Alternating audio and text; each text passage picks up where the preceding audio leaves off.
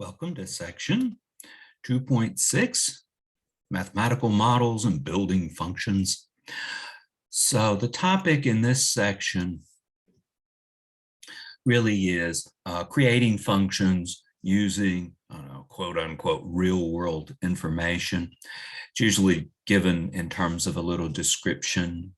The book consciously seems to avoid using the term word problems. This is a section on word problems. Actually, the problems encountered here, you'll see a lot of it again in Calculus 1. In Calculus 1, it'll be in the setting of, actually there's a link here, of optimization. You're trying to minimize something or maximize something. Here we don't have the techniques to do the optimization, but we do have the techniques to create the functions. In Calculus 1, you'll create similar functions. That's why the examples are what they are, to give you a preview of things you'll encounter in calculus. So these same manipulations will be done in calculus, along with some other stuff, some calculus stuff. And this section's a little bit briefer than some of the ones we've been through recently. Let's look at example 2.6.1. The story is, and we'll work this in a supplement, consider point P with coordinates x, y. Let this be a point on the graph of y equals x squared minus 1. Here's the graph of y equals x squared minus 1. It's the graph of y equals x squared transformed down 1 unit, by the way, but they've given us the graph. Really all we need is the equation to work the question asked, which is express the distance d from P to the origin O as a function of x. The origin being the point 0, 0, the point P equals xy being some point, you might imagine it moving around on this y equals x squared minus 1 graph. And we want to find the distance d from the origin to point P and express it as a function of x alone. We'll use the distance formula. That'll involve x's and y's, but you know how y is related to x so that you can eliminate the y's.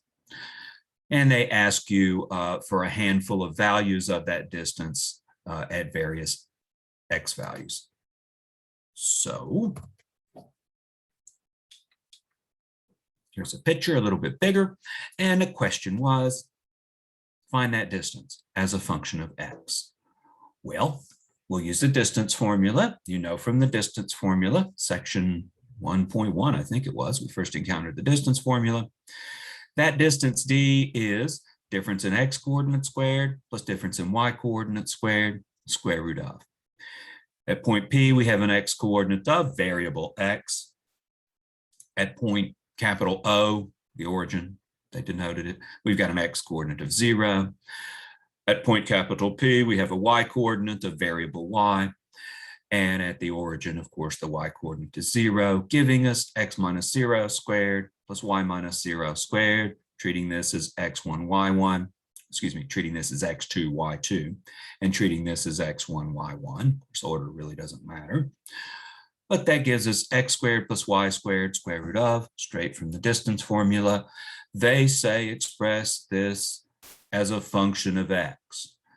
We've got x's and y's involved in the distance, but I know how x and y are related. So we can replace y with this expression in terms of x. Y equals x squared minus 1. So we'll replace the y with x squared minus 1.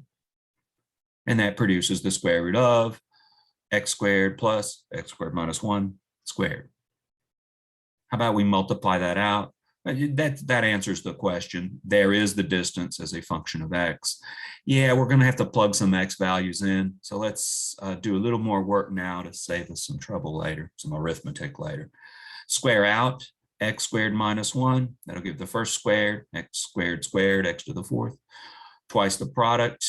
Product is negative x squared, so twice that is negative 2x squared, and then we have the negative 1 squared. And we can combine the x squared and negative 2x squared term to produce a negative x squared.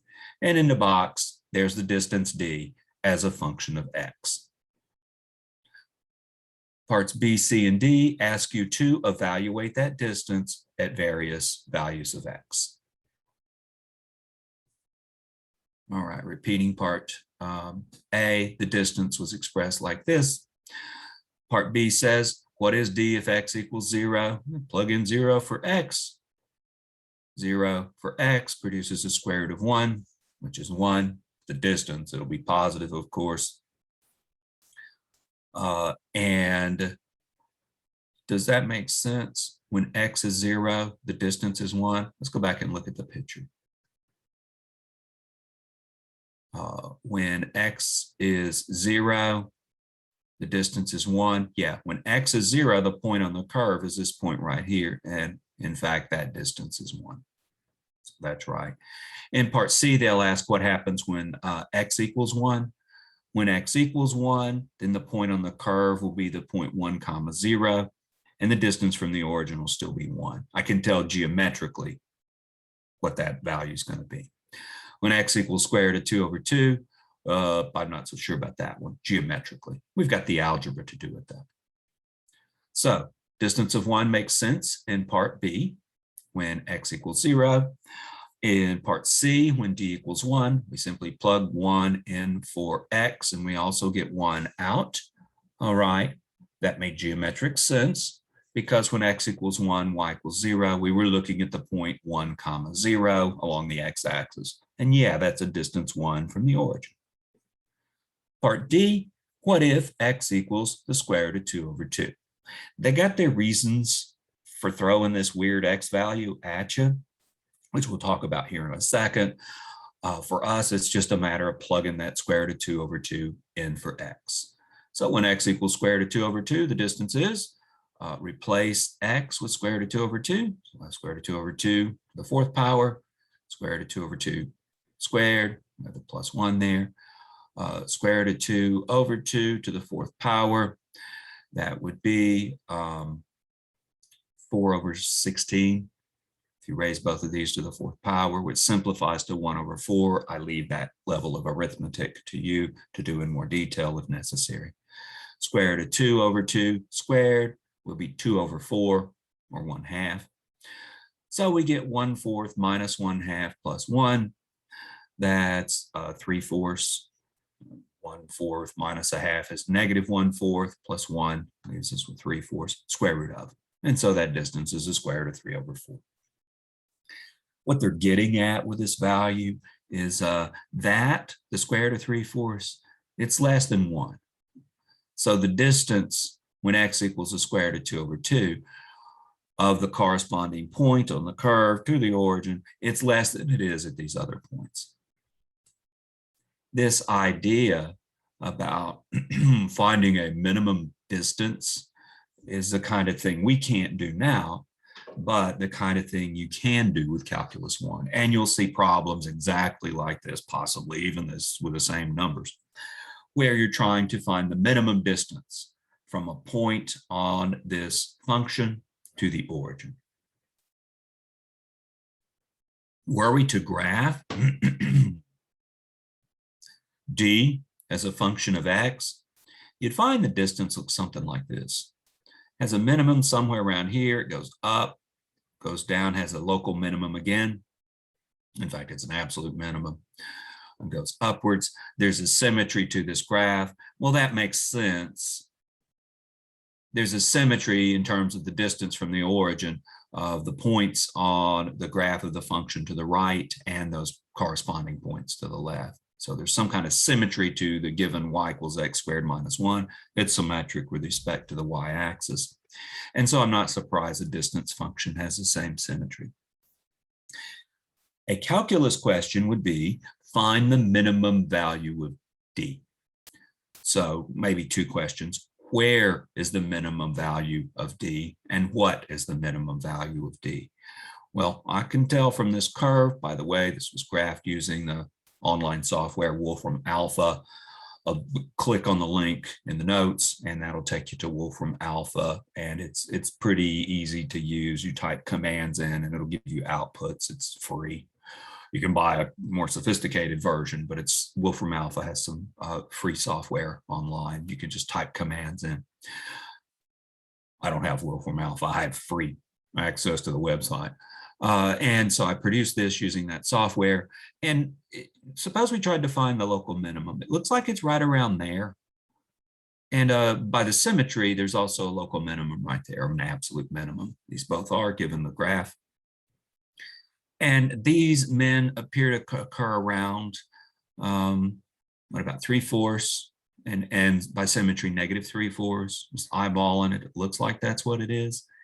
It turns out that minimum occurs at square root of 2/2. I think I have a comment on the next page.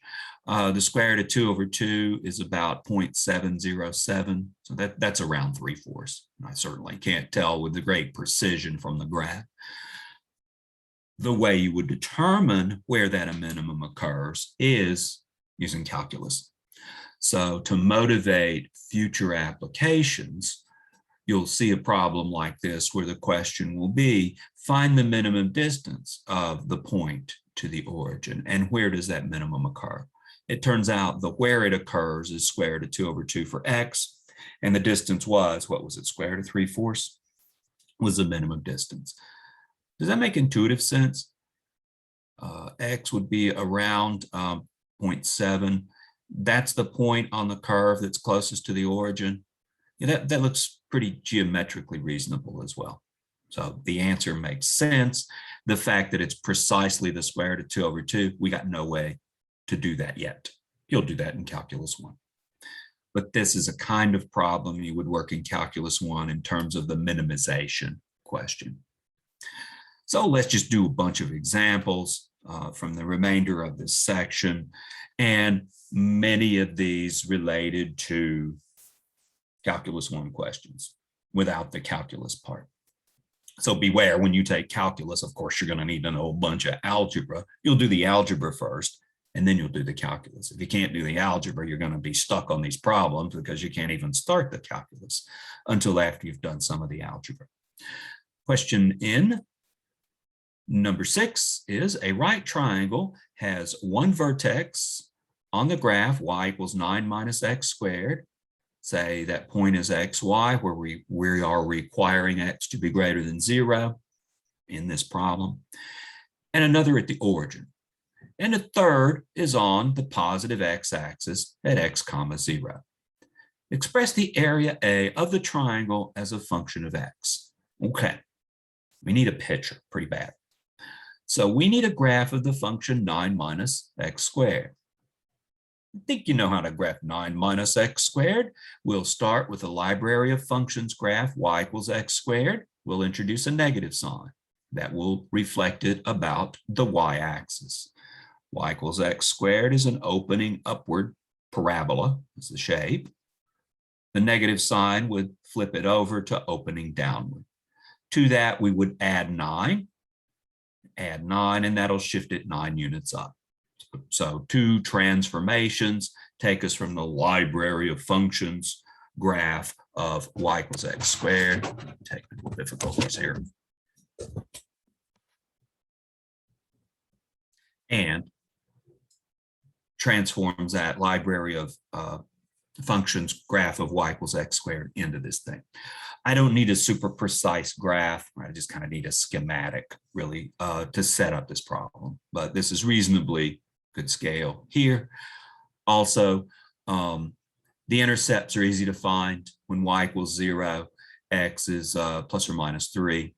So we get that as intercepts. When x is 0, y is 9. So the graph looks a good deal like this, good enough for our purposes. Now, to take the rest of the story here, they say they have a right triangle with one vertex on the graph at the point xy. So here's variable point xy. You think of this sliding around. It's a variable point. X is greater than 0, we were told. So we'll take it in the first quadrant. If x equals 3, then we're not going to get a triangle, it looks like. If x is greater than 3, we're going to produce an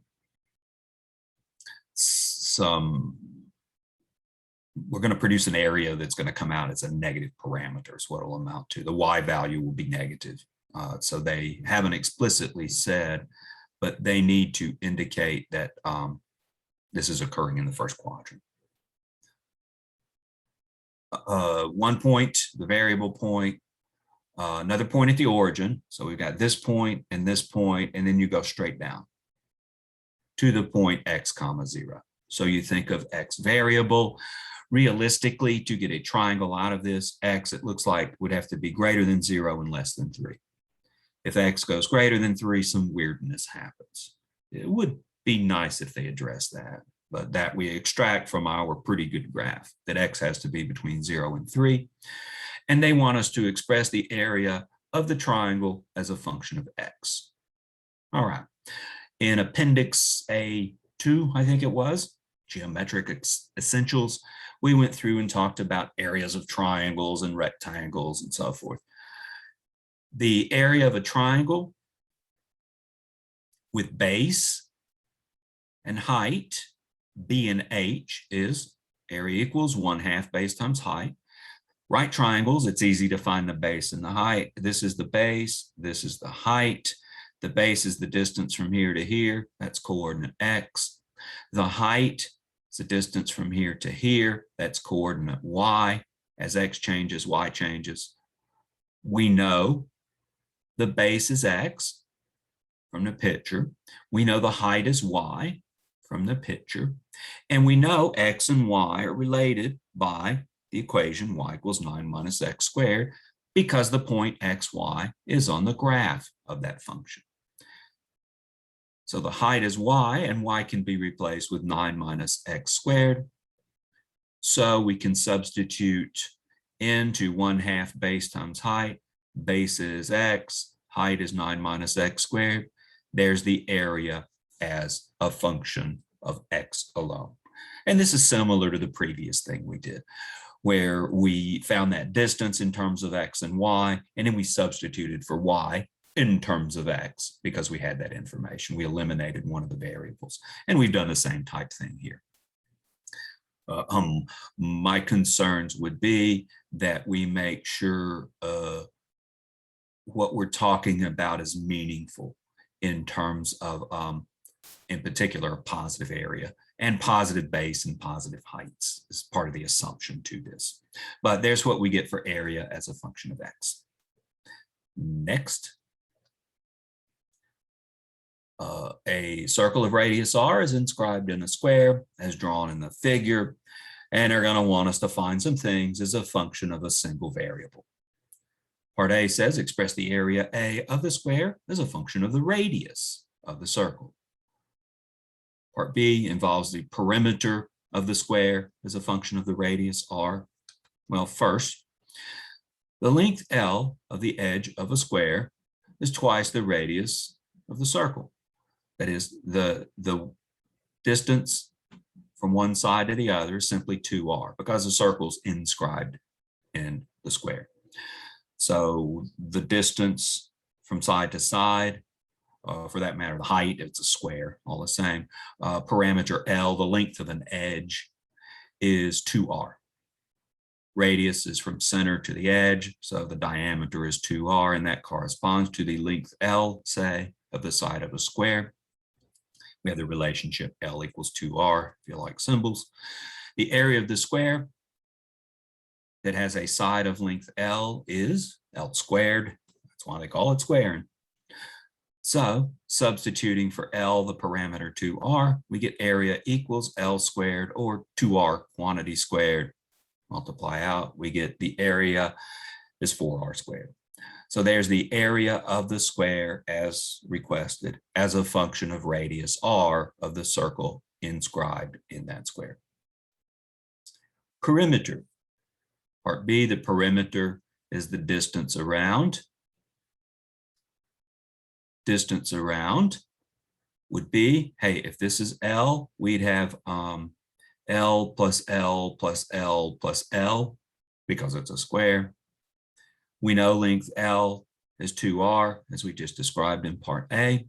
The perimeter is 4L for square with a side of length L, all sides of length L because it's a square. So the perimeter is 4L, or 4 times 2r equals 8r. So not too bad. So there's area and perimeter as a function of that parameter r. Let's do one that's a little more interesting. So we're working our way up to more difficult ones. Here, number 16 says, an equilateral triangle is inscribed in a circle of radius r, as shown in the picture. Express the circumference c of the circle as a function of the length x of the side of a triangle. All right, so equilateral triangle, all sides are length x. Radius of the circle is r. They want the circumference of the circle, distance around the circle, in terms of x. You know the circumference of a circle of radius r? That's 2 pi r. See Appendix A2, it's where all those formulas are stated. So it's easy to get the circumference in terms of r. They don't want it in terms of r. They want it in terms of x. So we got to deal with that. We need a relationship between x and r. All right. Relationship between x and r. R is the radius of the circle. X is the length of the side on one of that little triangle. We need a relationship between x and r. Any thoughts? It's an equilateral triangle that might be useful. We know a lot about right triangles. Here's one way to do it using right triangles. Okay, let's take the original picture. We've drawn a red right triangle here. It's a right angle. Equilateral triangle, we've bisected it. So we get a right angle there. The length of this hypotenuse is r. Here's a bigger image of it. The distance from side to side is x. We've cut that in half. So the distance of the lower side of the red triangle is x over 2. Gee, I don't know this distance here. Let's call it y in the short term. We'll have to figure out what that is. We're going the wrong direction here. We're trying to relate x and r, and here I've introduced something new. I got no choice if I use right triangles. On the right-hand side, I've drawn a blue, dark blue right triangle. Its hypotenuse is x, right? The lower leg has length x over 2, right? And the distance from the top to bottom, well, this is distance r. This part of its distance r, radius of the circle, from the center to the top of the circle, plus this little unknown distance here that we had already called y. So the length of this side is r plus y. So little red right triangle, larger blue right triangle. Here they are labeled in terms of those parameters. If you want to recreate their relative positions, you take this one and glue it to the bottom of that one. And you'll see where r plays a specific role in this triangle as well. So here's two right triangles. You need to convince yourself that when I've introduced this parameter y, that we indeed get the other triangle to have sides of these lengths. So we got two right triangles. I really got to get rid of y. What I'm looking for is a relationship between x and r. Here's what we're going to do. Right triangle, Pythagorean theorem will give a relationship between x, y, and r. Right triangle, Pythagorean theorem will give us a second relationship between x, y, and r. So we'll have two relationships between x, y, and r. We'll use one of them to eliminate the y, and that'll leave us with a single equation that has only x's and r's in it. We will eliminate the y. We did this previously a couple of times in this section. Those first two examples we did.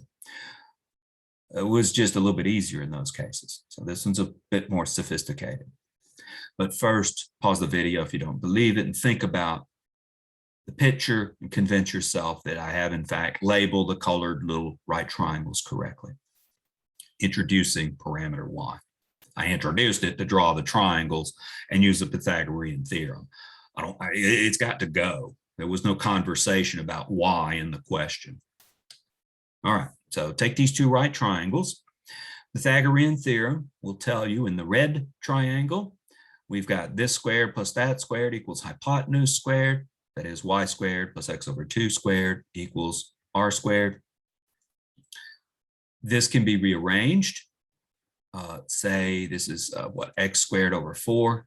X squared over 4 equals r squared minus y squared. Take this to the right-hand side and multiply this out. So 2 steps of algebra at once produces that. For the blue triangle, also Pythagorean theorem, this squared plus that squared equals hypotenuse squared. That is r plus y squared plus x over 2 squared equals hypotenuse for this one is x squared. This we can rearrange a little bit. X over 2 squared, that produces an x squared over 4. We could take that to the other side and get y plus r plus y, quantity squared, equals x squared minus x squared over 4. Multiplied this out, took it to the other side as a negative. X squared minus x squared over 4 is 3x squared over 4, 3/4 x squared. All right, so we've got this piece of information and we've got this piece of information. We're trying to get rid of the y's eventually. Let's try this. Here's an x squared over 4. I know x squared over 4 in terms of r's and y's. So I tell you what, let's substitute x squared over 4 equals r squared minus y squared, the information from the red triangle. Let's plug that into this equation, r plus y squared equals 3x squared over 4, or 3x squared over 4.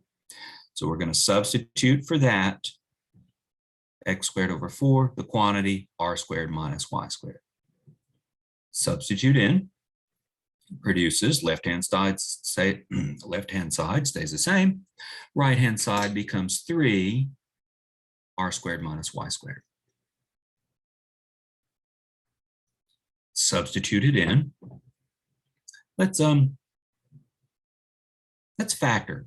This is a difference of 2 perfect squares. So it factors into r minus y times r plus y.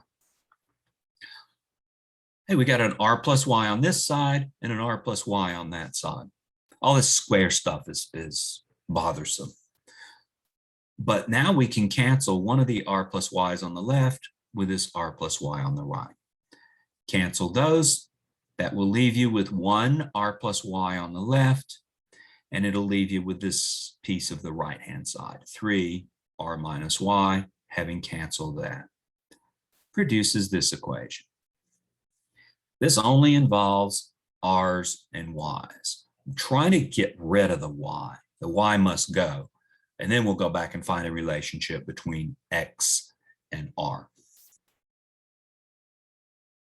Well, I can simplify this and express y in terms of r. So solve for r is, solve for y in terms of r is the agenda. Let's see, we've got a y on this side. We've got negative 3y on the right-hand side. Let's take that to the left-hand side, giving us 4r on the left-hand side.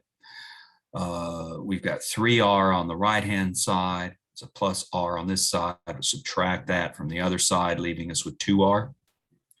Simplify this to 4y equals 2r. Divide both sides by 4. Y equals r over 2. Yeah, there you go. That's how we can get rid of the y. We needed the 2 triangles, and we had to use both of them to determine that distance y. It turns out it's r over 2. You got other geometric ways to deal with this. I think in the material we've covered, you don't. So we're pretty much stuck with this technique. If you know some things about certain kinds of right triangles, there is a quicker way to deal with this. But we don't know those ways. Those ways involve trigonometry, and they occur in Precalculus 2. So this has been worked in the setting of Precalculus 1. So anyhow, we get y equals r over 2. All right, what was the plan? I need a relationship between x and r. All right, then I can just go back to one of these things up here and replace the y with r over 2, and I get equations with just x's and r's in it.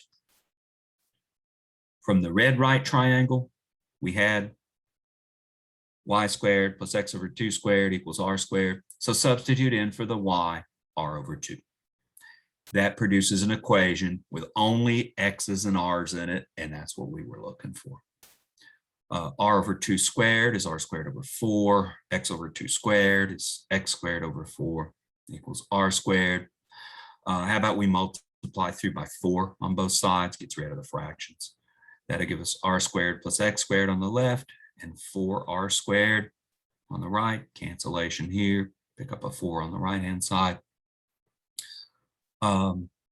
X squared then equals 3r squared. Subtract r squared from both sides. X squared equals 3r squared. Or if you like, r squared equals x squared over 3. Divide both sides by 3. Reverse the order in which it's written. We were looking for r, say. Let's express r in terms of x by taking square roots of both sides. If I take square roots of r squared, I get the absolute value of r. If I take the square root of x squared, I get the absolute value of x. But these are both distances, and distances are non-negative. In the picture, the distances are positive. So that absolute value is unnecessary because x and y are positive. I show more details. I need them absolute values when I take square roots. Then I eliminate them with an observation that we're taking square roots of positive things in this situation. So that'll leave us with r equals x over the square root of 3. I'm still stuck with a square root of 3 in that number. And there's r in terms of x. If you want x in terms of r, just cross multiply. We don't. The question was, what's the circumference of that circle in the picture at the upper left in terms of x? Well, the circumference of a circle of radius r is 2 pi r, and we know r in terms of x. So I simply replace the r here with x over the square root of 3, and there's the circumference of the circle in terms of x. 2 pi and square root of 3 are just numbers. X is a variable. As x changes, r would have to change for x to change. The circumference varies according to that formula. So there's the circumference in terms of the length of the side of that inscribed triangle. Granted, extremely artificial thing to ask at this stage, but you will see things like this come up in Calculus 1. They'll probably come up in the setting involving not a circle, but a sphere, and not a triangle, but a cone. You might imagine taking this and spinning it about a line that passes through the center, a vertical line through the center, spin it around, the circle would become a sphere, and the triangle would generate a cone. And you'd still need relationships of this sort to work the calculus problem. So that's how you'll encounter this in calculus. Speaking of, let's move into 3 dimensions, where they've given you a picture of a right circular cylinder of height h and radius lowercase r is inscribed in a sphere of fixed radius capital R. So good opportunity to get mixed up. They got 2 radii. The radius of the circle is capital R. The radius of this cylinder is lowercase r. The height of the cylinder will denote as h, and they ask you to express the volume V of the cylinder as a function of that parameter h. Well, you probably know the volume of a cylinder, or you should after reviewing Appendix A2. The volume of a cylinder is pi lowercase r squared h. But that's got r's and h's in it. They want it as a function of h. So get rid of the r. Turns out this is quite similar to the previous question. Actually, it's a bit easier, but similar. They've given us a right triangle here. What's the lengths of the sides of this right triangle? Well, lowercase r here, capital R for the hypotenuse. How about this little distance here? The height of the cylinder is h. This is the center of the circle. So this distance must be h over 2. So the dimensions of the triangle are h over 2, lowercase r, with hypotenuse of size capital R. It's a right triangle. They even indicated it with a little right triangle, right angle symbol there. So we can apply the Pythagorean theorem and say this distance squared, that's h over 2 squared, plus this distance squared, lowercase r squared, equals hypotenuse squared, capital R squared. So there's a relationship between all those letters, h, lowercase r, and capital R. They want the cylinder as a function of h. We know the volume of a cylinder with height h and radius little r, as mentioned from Appendix A2, is volume equals pi, lowercase r squared h. So we need to eliminate the r. They wanted volume simply in terms of h. Well, we got an equation that relates h and r and some numbers. 2 is a number. Capital R, and it says fixed radius r. And the answer will have to have capital R's in it as well. Think of that as a number. I just don't know what it is. So I don't know what capital R is. My answer will have capital R's in it, but it can't have lowercase r's. We wish to eliminate that variable, and we will using this equation. So volume is pi little r squared times h, but we can take this formula we got from the Pythagorean theorem and solve for little r squared. So subtract the h over 2 from both sides, and that'll give us little r squared equals capital R squared minus, what's this, h squared over 4, h squared over 4, right. Okay, so there's little r squared in terms of h squared. And of course, it's going to have to involve the size of the sphere. So it'll involve the capital R as well. You want to solve for r itself. Could do that by taking a square root, but just a second. The volume we're looking for is pi little r squared h. Let's not take a square root of this. If I take a square root of this and solve for little r, I'll just end up having to square it because it's r squared that we want to replace. So this is doing the problem efficiently. You want to take square roots and then square it, you go right ahead. You'll just end right back where you started, but it's not wrong. So let's just substitute for little r squared the quantity capital R squared minus h squared over 4. And then we'll get the volume is pi capital R squared minus h squared over 4 times h. This being little r squared that we had right there. And there's the volume of that cylinder in terms of h alone, and capital R the radius of the sphere. What you would do with this in calculus is ask the question, how big can you make this volume? That is, what would you choose for the height of the cylinder that would maximize the volume of that cylinder?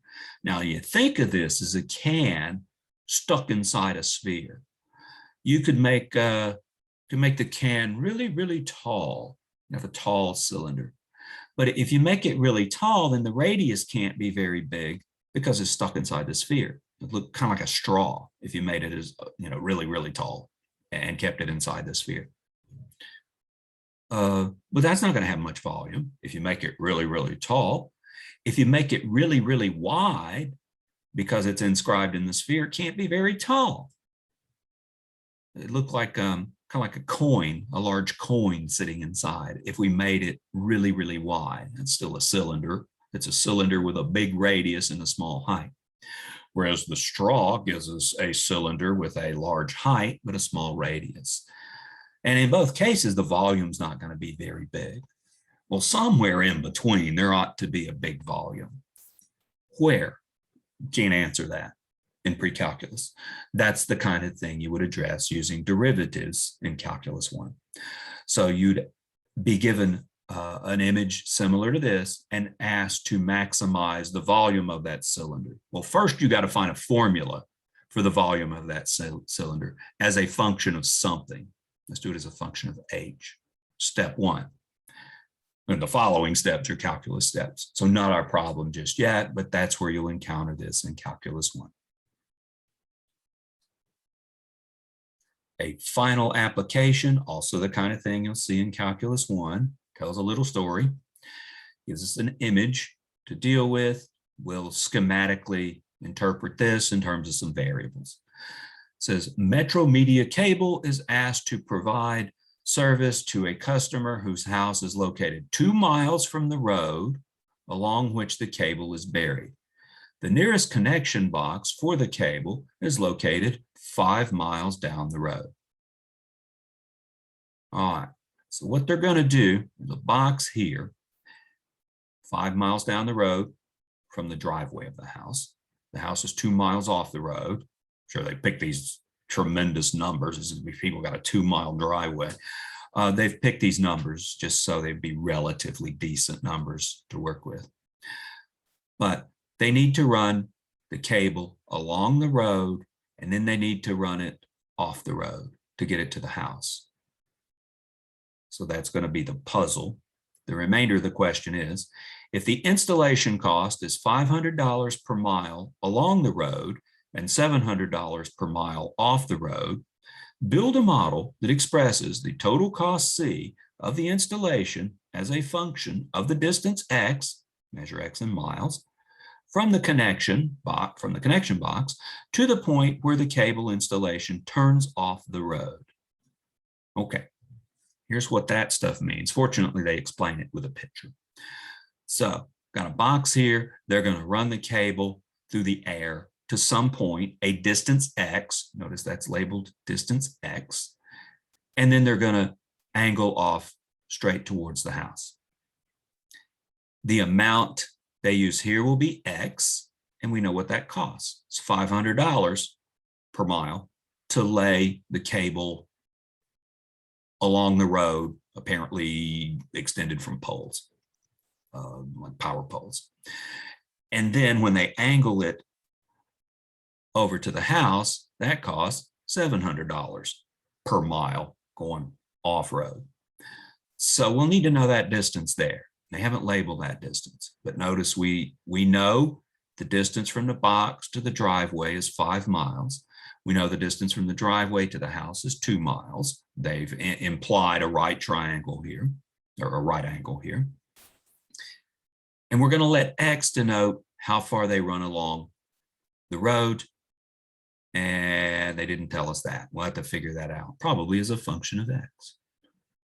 So first, express the total cost as a function of x, and then compute the cost when x equals 1 mile or x equals 3 miles. What you would want to do in a calculus setting is minimize cost. Okay, so that's the puzzle. There's a statement of the question again. Let's make it schematic. So let's replace this little drawing with something schematic where we've got the house sitting here. There's a 2-mile driveway. Here's where the box will be over here. The total distance of this vertical line segment is 5 miles. X miles from the box expressed in blue. So the blue line segment has length x, x miles. This is the point where they will, how did they describe it? Turn off the road. So they go away from the road and head across the woods or whatever with the cable. So the cable box is here. They're going to run that cable over to here and then off through the woods, say. Let's give that distance a name, a letter, a variable. Let's label that distance y. They told us to use x here. We'll use y here. By the way, the total horizontal distance at the bottom is 5. If this is x miles, the whole thing is 5 miles, then this little piece of it here will be 5 minus x miles. The 2 they gave us. The total distance of 5 they gave us. The x in blue they gave us. The 5 minus x we figured out from the 5 and the x in the picture. The y we introduced. So we're gonna have to get rid of that. We only need one variable. They said as a function of distance x. Okay, well, we'll have to find a relationship between x and y, but we're gonna need to know that distance. Also in the story was, it's gonna be $500 for each of these miles plus $700 for each of those miles. You'll see questions, weirdly enough, exactly like this in Calculus 1.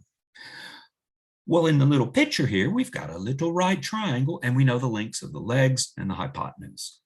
So the Pythagorean theorem gives us a relationship. This squared plus that squared equals hypotenuse squared. That is 2 squared plus 5 minus x squared equals y squared. We can solve for y by taking square roots. Y is a distance, and so is positive, so I don't have to worry with absolute values. You can't just drop the absolute values unless you give a reason how they're dropped. The reason is y is a distance, and so y is positive. So we simply get y equals the square root of 4 plus 5 minus x squared. It's a little truncated on the screen here.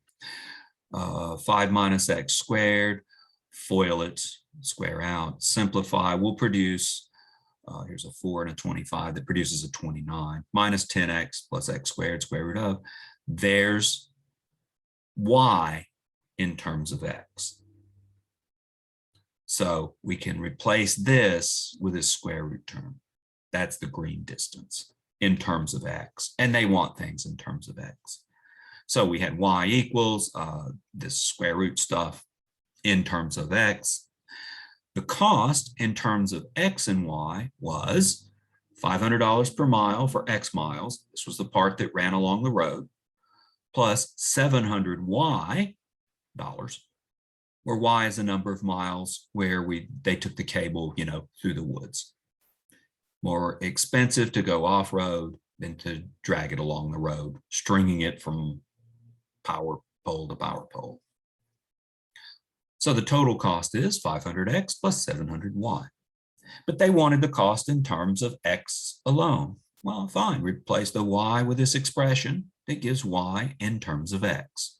And we get 500x plus 700y, 700 square root of 29 minus 10x plus x squared. So there's the cost purely in terms of x. What you would do with this in a calculus class is minimize cost. So you would try to find a minimum of this function. When we showed the graph in the notes using Wolfram Alpha, and that was kind of foreshadowing the kind of thing you would do in calculus. You don't know how to minimize this with Precalculus 1 information. They ask us to evaluate it at x equals 1. So we plug in 1, we get out precisely this, approximately, to express it in terms of dollars, $3,630.50. Okay. Plug in x equals 3. $3,479.90. It's less. It appears making x maybe bigger makes cost less. Does that make sense? This answers the question, completes the notes. Let's go back and look at the picture. Does it make sense you would want to make x bigger? When you make x bigger, y is going to be smaller. Yeah, that makes sense because it's cheaper to run the thing along the road than it is to run it through the woods. You could make x as big as 5, in which case y would only be 2. Seems they would have asked us about that. The minimum does not occur when you make x 5 and y 2. I can't explain that with pre-calculus information, but you might observe, yeah, well, you're making x really long and you're making y kind of short. You could minimize the total distance if you didn't go all the way over and then straight up the driveway, right? This involves less x and y together at least. So that's about all I can do. I can't quantify it for you, but it shouldn't be surprising that you'd want to make x a little bit bigger. If you made an x only 1 to scale, then y is going to be really long. And remember, it's y that's more expensive. So it's not surprising surprising we make X a little bit bigger. We only tested like 1 and was it 1 and 3. Exactly what value X should be to minimize costs. Can't address that with pre-calculus information. But our only problem is writing these functions in terms of information given, writing these stories in terms of a single variable, X, usually. But the way you'll deal with this in calculus is to go through and find minima of these functions. You'll minimize cost, maximize profit, maximize volume, like with a cylinder question. Okay, y'all have a nice day. This completes chapter 2, and we'll take on chapter 3 next. Bye-bye.